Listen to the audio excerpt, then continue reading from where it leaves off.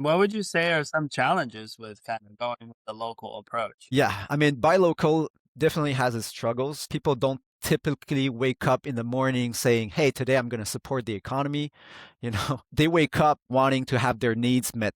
That's as simple as that, as smoothly as possible. It's important to say that I don't think local ever lose on intention. It just loses on frictions created by, other aspects of the business that makes it sometimes harder for consumers to choose local. For example, what comes to mind is generally higher price, less diversity, because if you're buying local, then obviously you don't produce everything that exists in the world, so less diversity. Sometimes smaller businesses have slower executions because smaller teams. And to come back on the price, don't get me wrong, but if a scarf is locally made and it's very good quality, and even if it costs you $100 and you keep it for 10 years, that's better and cheaper than a scarf that costs you $50, but you're going to throw it out after 2 years.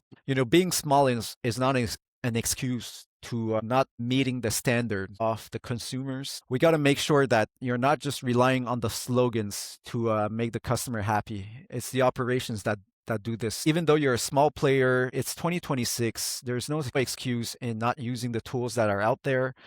You need to execute spotless. So, for example, for us, we ship under 2 business days. So, under 2 business days, no matter how busy we are, you're going to get a confirmation, a tracking number. And of course, if you live far, I mean, it might take 1 or 2 extra days for you to get your products, but at least you know it's coming. You can follow, you have an estimate. And I don't think it's unreasonable to expect that. I think lots of smaller players, they hide behind the fact that they're small. But I always tell my suppliers, I say, guys, it's Christmas. There's no excuses. We've been expecting this moment of the year. We know it's going to be tough. We know the volume is going to be hard. Don't plan your vacations in December. Obviously, it's all about pacing and strategy. So let's play this game.